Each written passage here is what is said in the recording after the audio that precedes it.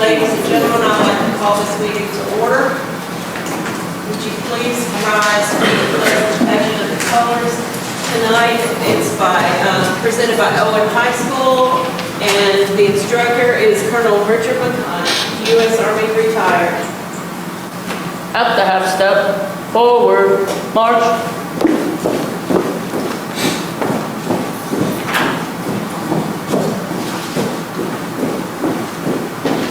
Color, hold, left, face,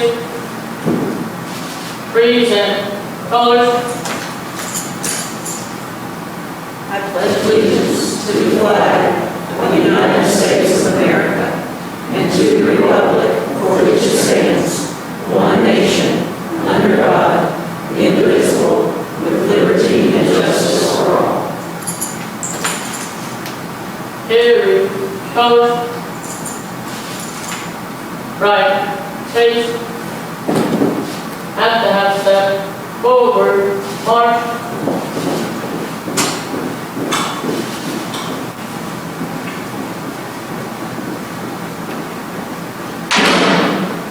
I ask that you remain standing for a moment of silence.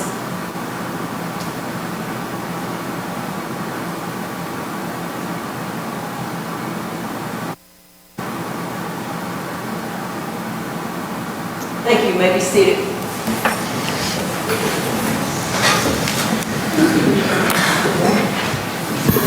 This time, entertain a motion to approve the agenda. So moved. Thank you. And a second? Second. All those in favor? Aye. Any opposed? Consider to appointments. Madam Chair, the new school year is just around the corner. On Thursday, August 8th, early and middle colleges will begin classes on the Eddie Tech College campus. And on Monday, August 19th, all of our 262 yellow school buses will be in full motion on the road as we welcome students back for the first day on our remaining 41 campuses. We will also be welcoming a new campus of sorts this fall, a virtual campus that will be hosting approximately 60 students taking online classes, along with a percentage of them being enrolled in a combination of online and on-campus curriculum. Buncombe Virtual Academy is an exciting new component to meet the needs of our students and stakeholders. And lots of thanks to Brandon Rice for his time and leadership in working, especially with a significant number of our homeschool families, and bringing this concept to a reality. Before we begin a new school year, we have to close out the prior year. We officially did just that on Wednesday when we graduated 35 Buncombe County school students from the most recent summer session of the mini-mester. And a big thank you to Kay Lamb and our graduation initiative team, along with the summer school staff, in supporting these new graduates. At this point in time, I can report that our principals have hired 91 new classroom teachers, and of those 91, 40 will begin their first year of teaching. And so on August 12th, an orientation session will be held here at the Nesbitt Discovery Academy for all the teachers new to Buncombe County schools, and our board is invited for lunch that day at noon, I believe, Ms. Swanger, correct? Yes, hope to see each and every one of you there. Thanks to Jennifer Reed for her efforts in facilitating a very successful summer school session. Summer reading camp, not summer school. I guess it is part of summer school. You had 699 first, second, and third graders. They were enrolled in the 4-week session. They had STEM activities. They were integrated throughout the reading curriculum. Breakfast and lunch was served daily. And each child was given 3 books to keep and to take home. Correct, Jennifer? It was not only our students this summer in classrooms, it was also over 350 Buncombe County school teachers. They took part in one or more of the 29 professional development sessions that we held here in the building in June and July. I think some of those may have been out in the schools as well. Most recently, 130. In fact, today we closed out with 130 of our school administrators and central office staff. They attended 2 days of leadership training, and I want to thank Ms. Swanger and her team for their efforts in putting all that together. And finally, I want to plug our Instructional Technology Department STEAM Conference. That's going to be held, Mr. Pace, at AB Tech next Thursday and Friday. So I think a few of the board members have attended that in the past, and that has just been extremely successful. So I would encourage you, if you can stop by on, and where on AB Tech is that going to be? Allied Health Building, the new facility, and it's Thursday 9 to 4, current session, registration 8 to 9, it's Thursday all day. So Friday, it'll only be on Thursday, so don't go Friday, go Thursday, and at the Allied Health Sciences Building. Okay? It clearly appears that as we begin the new school year, we will continue to operate on a state budget that is based on last year's recurring funding levels. Once the state budget is finalized, there will be implications to the local funding allotment as well. And we appreciate our county's willingness to meet and address the potential adjustments to offset any of these salary and benefit increases that we anticipate. Madam Chair, that closes my comments. Thank you very much. It's hard to believe we're back in school. It's hard to believe it's August. Moving to the action agenda, the first item is the 2018-29 budget amendment number 9. That was 2018-2019. You have anyone with public comment? Excuse me. Do we have public comment tonight? No, thank you very much, Board, for keeping me on track. And now then There's no budget amendment. That's a mistake on mine anyway. okay, item number 1 is not there. That's just a figment of your imagination. Item number 2 is Sand Hill Venable Elementary School Utility Easement Agreement. That's Mr. Wyatt. Do members of the board have questions for Mr. Wyatt?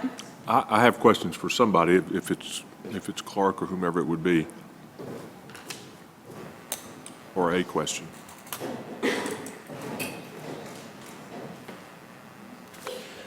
So as I look at this map, what's the property next to where the easement is originated? On the other side of APAC Drive. But yes, I think. So that would be that is the county's property. Okay, That's so the former site of Buncombe Community West. is there a reason for, other than maybe just the shortest distance between 2 points is a straight line? Because this is an underground easement, right? That's correct. So we've got to dig from point A to point B. Yes. I mean, it's running right through the back side of that property. Help me to understand why it wouldn't have made more sense to run So maybe down the property line and across. I can't tell from this map the contour and that type thing, so there may be some cost issues there. one thing you don't see on this drawing is the new road that's being constructed as we speak. So this power line will follow the new driveway that's coming into Sand Hill Venable off of APAC Drive. It will follow the shoulder of the road, and then as it comes down, and it will eventually go back into the county's property towards the sports complex.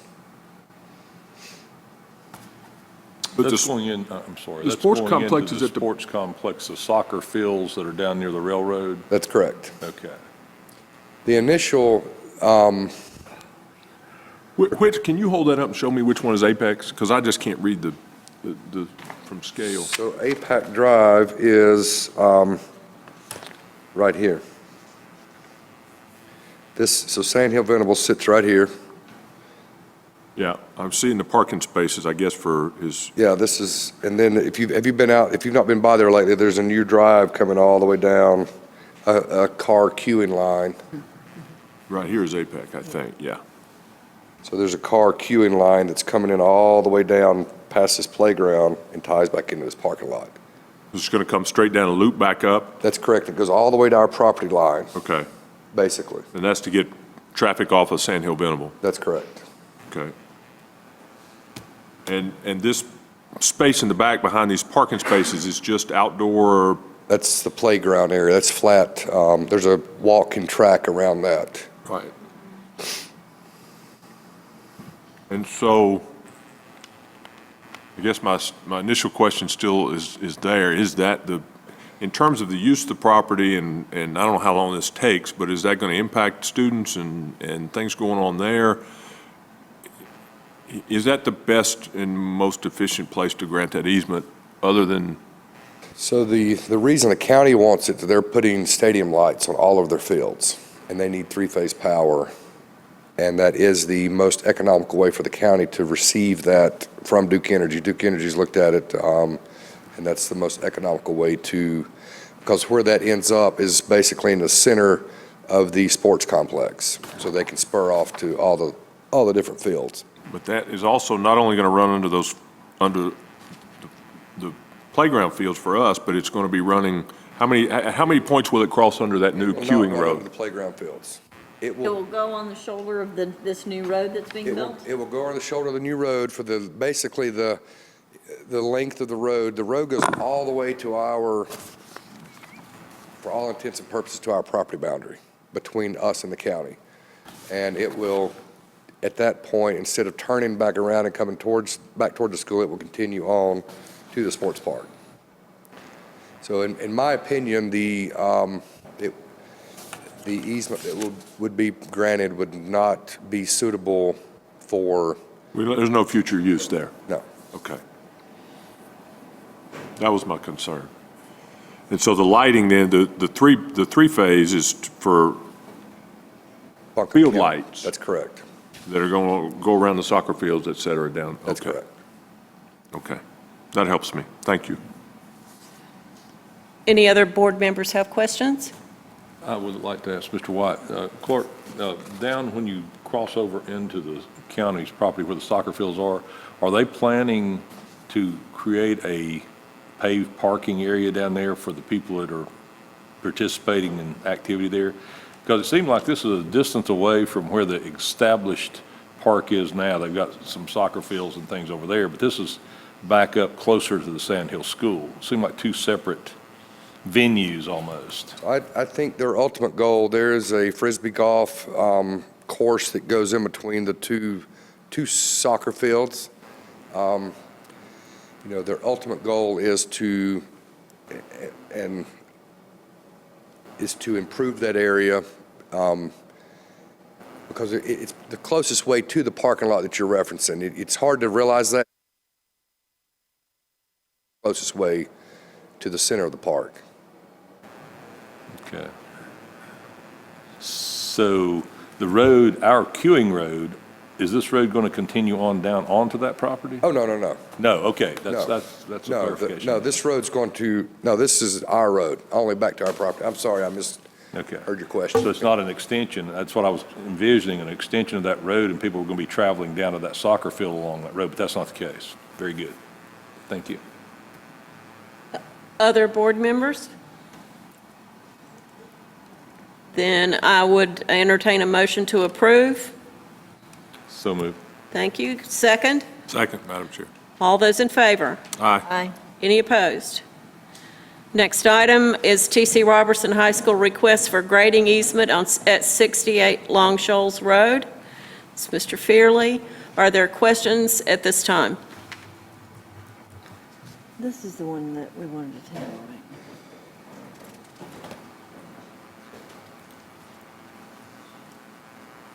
Mr. Bryant? Well, so, Mr. Fearley, I'll ask you first.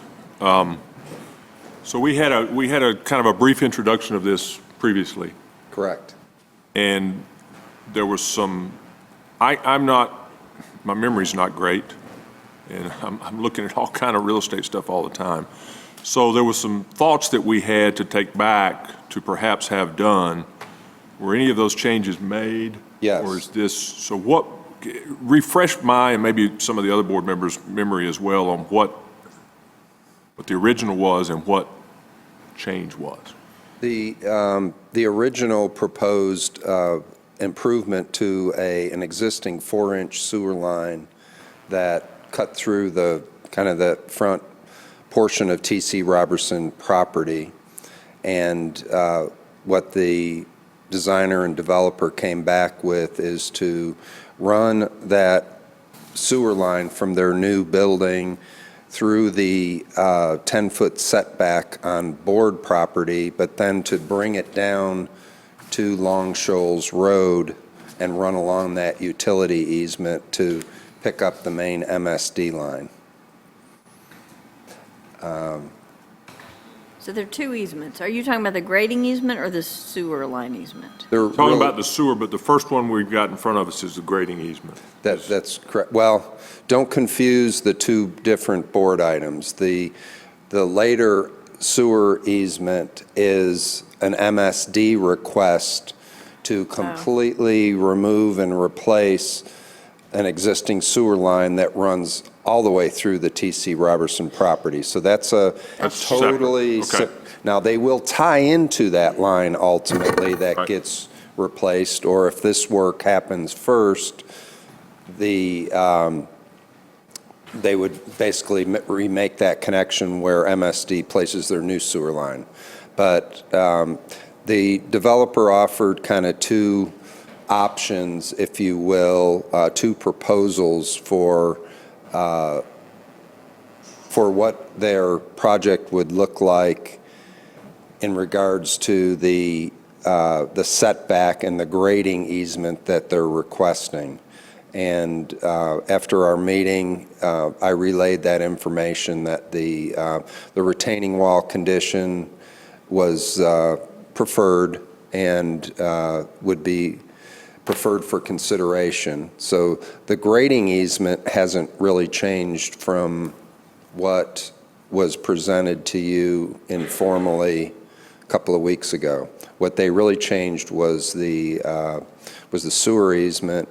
And the third portion that was open for discussion was a concern about the proximity of their driveway to the T.C. Robertson exit. Right. And I relayed that information to them, and you proposed that they flip-flop. I think Mr. Queen did flip-flop the development, try to get the driveway a little further away. And they considered that and came back and said that it wasn't feasible. You do have representatives from the design team, the owner, and the contractor here that you can ask questions. I don't understand why it can or can't be done, so they could better answer that. And if one or several could speak to that, that would be great. Excuse me just a minute. Would you introduce these people to us, please, Mr. Fairley? Well, I'm going to have them introduce. I know this is... That'll be fine. I've met a couple of them, but I can have them do that. We're just not going to let them get away with us not knowing who they are. Always like to know who we're... My name is Michael Driscoll, and I work with Fisher Architects. I'm the project manager for the project at 64 Long Shoals. And here to my left, I'm Josh Williams. I'm the property owner. And I'm Chris Smith, Vice President and part owner with Beverly Grant, who would be the general contractor. So, thank you. Can you help us with what we were discussing with the answer to that, why it wasn't or isn't feasible? why it's not feasible. Well, first off,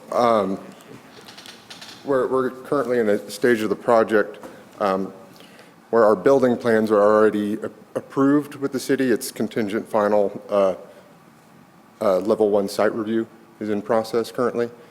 So we're really far into the process, but there's some pretty significant impacts to the development if that flips. Primarily, if you're looking at that site shape, the angled property line is the one that is adjacent with T.C. Robertson. Right. And flipping that building then faces the whole back of the building and the development to the oncoming street, and it really makes the development less desirable. Yes. I'm Josh Williams. Again, I'm the property owner. I have an insurance agency here in town. We serve about 300 employers here in Buncombe County, but we also operate for Blue Cross Blue Shield of North Carolina, their affordable care office. We help folks who don't have insurance And if we did that, the visibility for what we do as a business would be significantly impacted. And we serve about 5,000 families here, but we always are out there trying to bring more folks in and help them out. But it would impact our ability to have a viable business if we flip it, because we'll have no visibility. If I may, I was just looking at the drawing, and this was the original drawing that we have. And it just seemed like, and the reason it was discussed, you were talking about the grading would have to come and a wall back in the back. But if you just flip that, it seems to me like that the angle is more beneficial as people pass on Long Shoals, because the angle of the building would be able, people would look up there and they would actually see the three different entities as they pass by. They would have more visibility. I don't think that by you're saying it would impair it. I think it would improve it. The lot, if I get my directions correct, that's east on the TC side is cleared, and our property would be cleared as well. The lot on the other side is totally wooded. So although the building, the way you would face it, it would face into the woods, and there wouldn't be any visibility from Long Shoals. And those trees are, the wooded part that you just referenced, are they they're not a part of the property, so they're on the adjacent property, and there's not anything you can do about that? That is correct. We have spoken with that property owner, and they're not willing to make any changes at this time. I understand. You will have to convince me, you will have to show me that this would not have the same amount of visibility on Long Shoals Road. Because I'm looking at this map, and if you just flip that, you're in the same position. You're angled more toward Long Shoals Road, and it appears like it would be more visibility there. But you are following me that the TC side is totally clear cut, and the other side is totally wooded. I understand, but you'll have a parking lot in front of you and a whole road frontage there as well. The lot is it's a very narrow, long lot, and what I think what you're missing is when you look down at the depth of the lot, you wouldn't see the suites towards the end of the lot. So, I'm sorry, are you hoping for drive-by customers? Is that kind of what your thoughts are? You said you were hoping to have more families be serviced? We serve a fair amount of folks that do see our Blue Cross Blue Shield sign that come in. Okay. That is part of it. Okay. Is it possible that you could put some sort of sign to help, like where our TC Robertson, not necessarily right there, but a sign similar to direct people so that they know that you're a business that's there on that property? Absolutely. I'm going to use the word billboard for lack of a better word, but something smaller, tastefully done, of course, but... I can speak to... Yes. Again, Michael Driscoll here. Specifically about the signage, the city sign ordinance limits that to be 8 foot tall. And the current, and I guess for an example, the TC Robertson sign, the distance back from the road edge is further than typical, and that's because there's currently a North Carolina DOT permanent utility easement that cuts across all 3 properties that you see here, and that pushes the signage back a good deal further, and we're not able to go near as tall as the TC Robertson sign. And again, with that flip, we would be nestling our sign up against the trees of the adjacent property, because it would have to be so far back from that DOT line. And then my next question is, I have real concerns about the traffic, especially our students pulling out of the band parking lot to try to get home after school. You're adding more people coming in and out who may or may not pay attention to our students coming out of a parking lot. What are your plans to help alleviate any concerns there? When I say we draw traffic, if we draw 2 clients a day, that's a big day for us. 2 or 3 clients a day, that's what we're drawing. I have a total of 8 employees that will be there. Some of my employees work from home, but we don't draw traffic like a restaurant draws traffic. Our conversations with our clients take a couple of hours, but if we're drawing 2 or 3 new clients in there a day, and then we do have current clients that will visit all the time, but new traffic, our limitation is probably 2 or 3 new clients a day. That's a big day for us. It looks like 3 businesses, but 2 are tied all together. Is that correct? The Blue Cross Blue Shield and the WNC Health is all That is correct. So again, we operate the Affordable Care Act office. There's also a Blue Cross Blue Shield Medicaid office that is planning to open their office there as well, too. And the tenant space is, what's the zoning there? What's it been zoned? Has it got to be an office? Or could that be a restaurant going in there? What's? There'll be no restaurants. Blue Cross Blue Shield is very strict with me as far as the design layout, the colors, the architectural. I think you have color copies of what we're doing, but what we envision for the other two smaller suites is possibly a chiropractor's office or a physician's office that would relate with the clientele we're serving. Similar type of. Do you have comments? I do. So as far as the driveway goes, did you have to, is there a DOT permitting process to get to the point of, I mean, you have approval for it? We've been through an initial review, and they've made no negative comments on the driveway. They made one comment about some site drainage that's within our site that the civil engineer is working on. Regarding the DOT design guidelines and its proximity, we're 50 feet further than what's typical. So their desirable distance from a road is 100 feet, and we're approximately 150 feet away.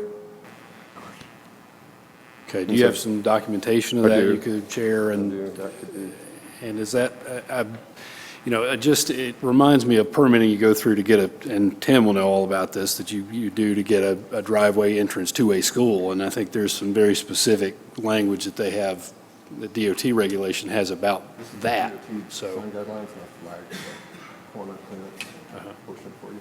Okay. And I'd want some time to review that particular aspect of it, Madam Chair. Okay. Other questions from the board? Madam Chair, I'd like to make a motion that we table this to give our attorney time to review it and some of us to chew on it a little bit and come to maybe a more informed decision. I would second that motion. All right. It's not debatable, so all those in favor of tabling, please say aye. Aye. Any opposed? Thank you, gentlemen, for coming and offering your expertise. And we appreciate this information that you've given our attorney, and he will advise us. Thank you. Thank you. Moving right along, Emma Elementary School roof replacement project authorization to award the contract. Am I in the wrong place? No, Madam Chair. This is a different sewer line. Oh, there's two T.C. Robertsons. Yes, ma'am. Yeah, well, T.C. pops up all over the place, doesn't it? T.C. Robertson High School easement for sewer line construction and maintenance. Also, Mr. Fearley. Questions from the board? So does this relate to the previous project, or are they completely separate? They're completely separate, although this project would ultimately tie into that line. But it's not. It's a totally separate issue. It's not necessary because of the other project, whatever. Not at all. The other question I had was that, so this easement goes across the driveway in various places, right? Cuts right in front of the school, through parking lots, roads, yep. So it could potentially be very disruptive. Yes, but they will do it over the summer. There's an existing sewer line almost in the same place. And MSD, Mr. Wyatt and I visited with them on several occasions, and they've made adjustments based on our concerns. But yeah, it will be disruptive, but they'll do it in portions and pave it back, and they intend to have it done so that it doesn't disrupt school. It wouldn't begin until next year. No, it's not going to begin until next year. They're getting their ducks in a row, and they'll bid it. And there's also one other aspect of this that's really beneficial to the board that I didn't explain in my recommendation. We have our own utility issues at that school, and capital outlay, the funding for replacement of some of our utilities that would tie into this, as well as stormwater and new water lines. We can take advantage of these open trenches that they're going to do, and we would bid that work as an alternate, and therefore It would just be the value of putting those pipes in the ground as opposed to all the overhead and basically digging up that's already being done. So I think Clark would agree with me that this is going to save us a lot of money, and we're working with them, and they will kind of manage the project as well. So we don't have any guarantee that it's going to happen, not during the school year, but that's their tentative schedule. That is their plan, and as you all know, construction is construction. But yeah, they're pretty adept at this. This is what they do all the time, and it really has to be done, or we're going to have real issues. Going to have a sinkhole like on Merriman Avenue? Might be worse than that. Oh, Lord. Okay, any other board member have questions? I have one other question. I'm just trying to figure out how to word it where it makes sense, but will this, you were alluding to some of the issues at T.C. Robertson School. Will this help with some of the runoff, rain, flooding that concerns That's that they have? exactly what, will it 100% solve it? Probably not, but it will put us in a position that with future projects, we would have the downstream, if you will, the down storm water section of it properly sized so that we could continue to work on our end of it and feed our existing stormwater into this. Right now, the pipes on the downstorm side are smaller than the pipes on the upstorm side. So you can see what kind of problem that would cause. So That would be a really bad thing in the it's medical a very world. bad thing. That's a funny.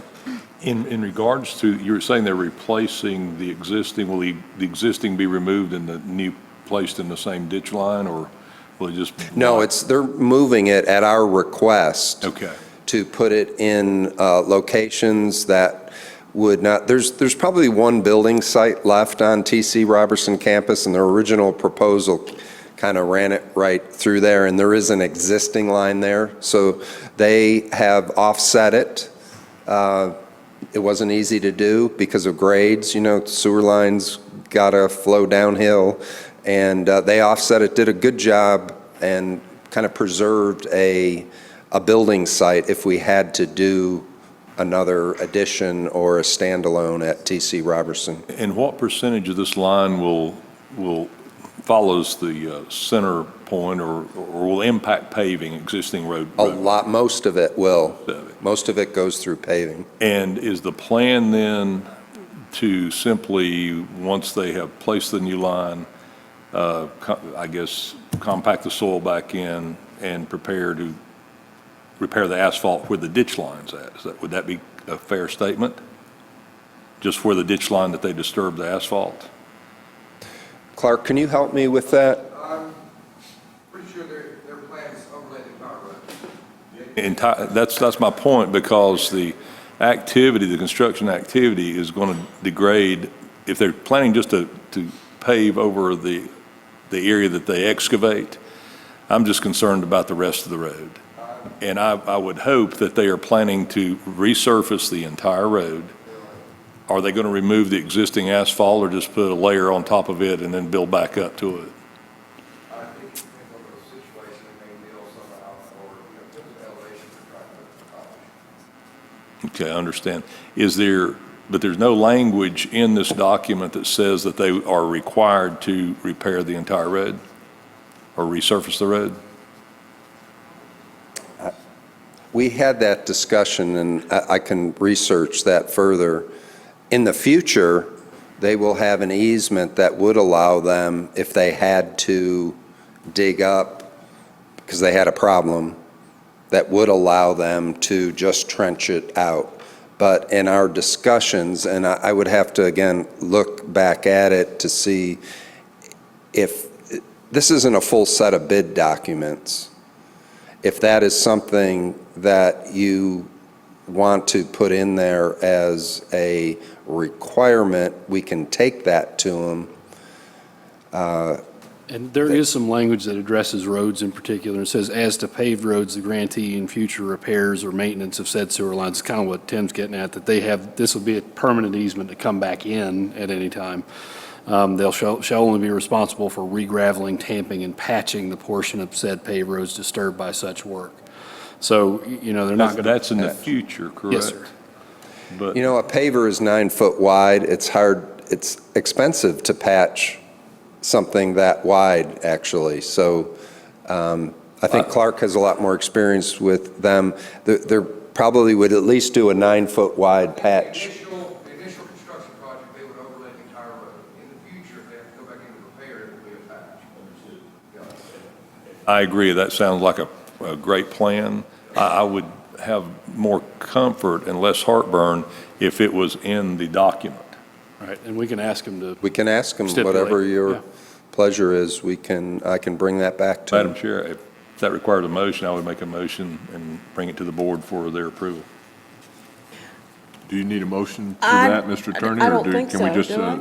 if you Can have I- consensus from It the depends board? on what you mean, or is if the board's ready to grant it grant the easement with the stipulation that it's a satisfactory document with a stipulation. that- Contingent upon. Contingent on, you know, full repaving, which is what I understand you're asking for, and otherwise, I think it's satisfactory. Then a motion to that effect would be in order. Appropriate. Okay, Yeah. I would make that motion, all right. that What the attorney it be just said? approved, subject to the entire road surface being resurfaced as part of the construction. So your motion's to approve what's here with that addition? That stipulation, and they may very well, as Mr. White mentioned, that's probably what they're planning to do anyway. And it may not have any bearing, Sure. but then again, it gives us assurance that that's what's happened. I think Okay. it's the only fair thing to do in respect to T.C. Robertson's property. All right, so we have a motion to approve with the editorial changes that Mr. Queen added. And so we have a motion. Could I get a second? Second. She got it. All those in favor? Aye. Any opposed? Now we'll move on to Emma Elementary, the roof replacement project authorization to award a contract, and that's also Tim. All right, are there questions from the board concerning this item? Article 4042, remind me, I should remember, this is not the Capital Fund Commission fund, right? Okay. All right, hearing Well, I no, do, now that I had to Dadgummit, bring it up to Max. refresh my memory. Mr. Fairley, in looking at, and it's even referred to, and let me quote it, in the, well below the budget allocated, and when you look at the winning bidder's bid, it's almost, I will say it's 60% of the next closest, and in some cases, it's less than a half of the next closest bidder. My only cause for heartburn there, are we getting quality work? Are we getting quality craftsmanship? Are we getting quality materials? Or have they missed something? They're not real happy that they left that much money on the table, obviously. But this is a contractor that has done numerous jobs and is currently doing numerous jobs for us and has performed well. Once we took the bids, I had a similar reaction and a concern, and I spoke with him and asked him to look at his numbers again. And he assures me that he can do it. He was bidding against a lot of out-of-town bidders that would have to have per diems, and they're kind of specialists in retrofit roofing, which this is considered a retrofit, but it's as easy as you can get. You just overlay, right, the shingles stay there so you don't threaten the building. You put additional insulation and metal on it. And he's an experienced contractor. Yes, he would like to have bid it differently, but he's willing to honor his bid. And he said that he has to keep his guys busy. It's a lot of bidding is timing. And his guys are coming off a job for us, actually, and he's got no work for him right now. Several large projects were canceled that he thought he was doing. So he's went after this job very aggressively and promises me he's going to do a good job. And we have experience with him. Yeah, a lot of experience. He's done a lot. He's always there. We've never had any problems. Really? So, No more than you usually have when you're tearing off a roof and exposing a school building and you have a 2 o'clock rainstorm. You know, that's. Timing's in our favor for Timing's in our change. favor for change. Never happened. This we're not, so it's as easy a roof as you can do. But it's a metal roof, so that's it takes a specialist. Not everyone does metal roofs, so. Madam Chair, a legal question, if I could ask. So we're adding something to this that was not bid. I don't have that in front of me, so I don't know, is that talking about an alternate? Well, so preliminary costs indicated that only basic re-roofing work would fit. Therefore, metal wall panels intended to skin the synthetic stucco building skin were eliminated from the design. Based upon the exceptionally low bid and the contractor's confidence with this proposal, the recommendation is to include the wall panel work in the contract by change order after finalization of design details. So as I understand it, that would have been Tim's recommendation, whoever won the bid. So it's just, it would have been that change, the same, so he didn't change the project that was bid. He's saying, this is a change Even order if we need you to consider added now. the value of that metal panel work on there, his bid would still be lower than the next guy.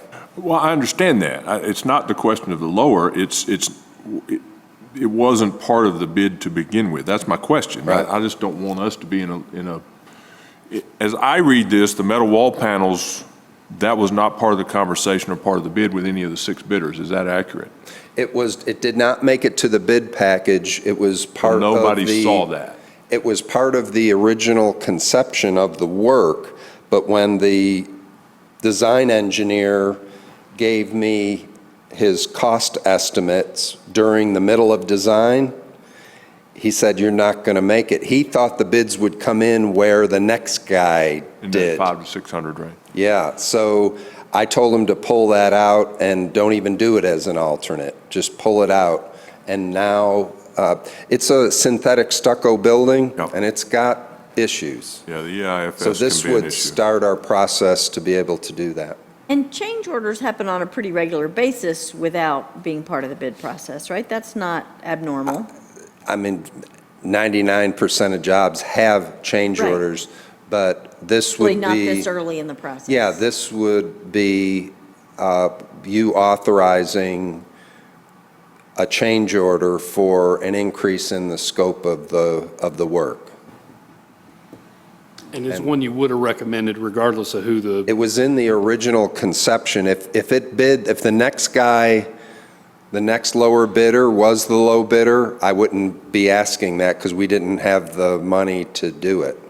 But this was an exceptionally low bid, so. The original budget for the project was how much? What was your cost I estimate? believe it was $550,000.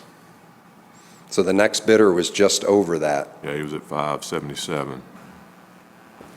With the addendum or this, the metal roofing, the total price for that is projected at less than 100,000. And is that threshold, does that not give us some leeway? It said the superintendent to approve. I know there's some graduated steps as far as the complexity of bidding a project. And does that 100,000 have any bearing on The this? superintendent, per board policy, can approve change orders up to 50,000, and then they get reported to the board. Anything over that has to go to the board Okay. And that's what's happening? prior to approval. Okay. And that's what's happening here. Okay. But I'm bringing it out with the, with the bid, and you decide what you want to do. I like the fact that we're doing something more for same or less money. I just want to make sure, I want to hear from you that because the worst thing that can happen is if we do something that,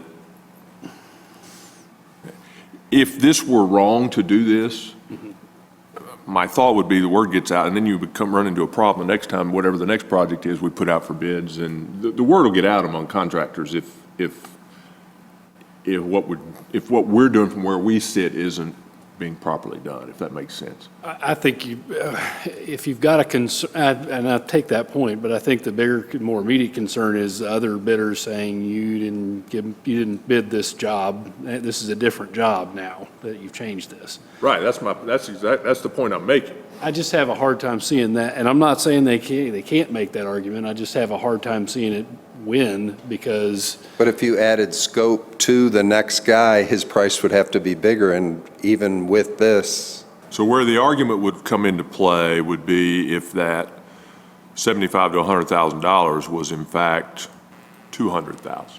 Right, then I wouldn't be even asking you that. Then you've moved into the next two bidders in terms of what they bid on the other. And that wouldn't have even come to us. I wouldn't ask you. Or we would have started over and doing it another way because. Well, the other option, if you don't want to approve this, is to perhaps use those funds to bid a separate project, make a separate wall panel project. Yeah, I don't know that. We've got a unit price and we are going to get a good price and you got a contractor there already. It's going to be cost effective to do this, less disruptive to the school, but it's up to you, board, I brought this for your consideration, and if you are uncomfortable with it, it's no problem at all. I'm not uncomfortable as long as you're not uncomfortable. I'm an attorney, I'm always uncomfortable. I think, I have a hard time seeing it being a winning argument that the funds that this doesn't get you up to the next level guy anyway, that it would have made a difference in terms of your bid award. Or another way to look at it is if this hadn't been presented to you right now and you had awarded this bid as the low bidder, you could have done this change order in a week and we wouldn't even be talking about it. Right. So That's my point. I'm relatively comfortable with it. Madam Chair, having heard that, if it's appropriate timing-wise, I would move that we accept this recommendation. Thank you. And could I get a second? I'll second. And all those in favor? Aye. Any opposed? Thank you very much. At this time, I want to recognize the scouts that are here and thank them for their attention. This is a laborious discussion, and I'm sure that you have enjoyed it unbelievably. This is what goes on when we have boards that have to make decisions that involve the public's money and the public's safety. Would you stand, please, and tell us about your scout troop? My name's Dale Remington, I'm the Scoutmaster, Troop 101. We meet north of Irwin High School. This is about a tenth of our troop. We have about 25 to 30, depending on each night. They're working on their citizenship and their community merit badge, one required merit badges for Eagle. So they're getting a first-hand view of how commissions work. And we're going to go back and they're going to have a discussion with me about what they heard and if they came to the same conclusions that the board did. Well, we certainly appreciate that. And again, your citizenship is paramount in my vision because you have tolerated this lengthy discussion. At this time, it's time for the consent. What? I said maybe it should be a boredom badge. There might be a new badge there for you as you seek Eagle Scout. The next items on the agenda are the consent agenda. It's the minutes from June 6th, regular open session meetings, special called meeting, June 27, July 15. The personnel report with an addendum, the advisory council members for 2019-2020, Buncombe County Schools proposed federal budget for 2019-2020, the approval of the board members' training credits, and the approval of state guidelines for records, retentions, and disposal. I need a motion to approve. Madam Chair, I move that we approve the consent agenda. Thank you. And could I get a second? Second. All those in favor? Aye. Any opposed? In the action agenda, no, that's information agenda, we have finance reports sorry, we don't have a finance report. We have we have notification of informal construction and repair contracts and change orders, and there is a list of policies here for first reading. At this time, Scouts, I am going to entertain a motion to adjourn. So moved, Madam Chair. Oh, I thought they wanted to stay. Could I get a second? I'll second. And all those in favor? Aye. Any opposed? See, that's how it ought to go. Thank you very much.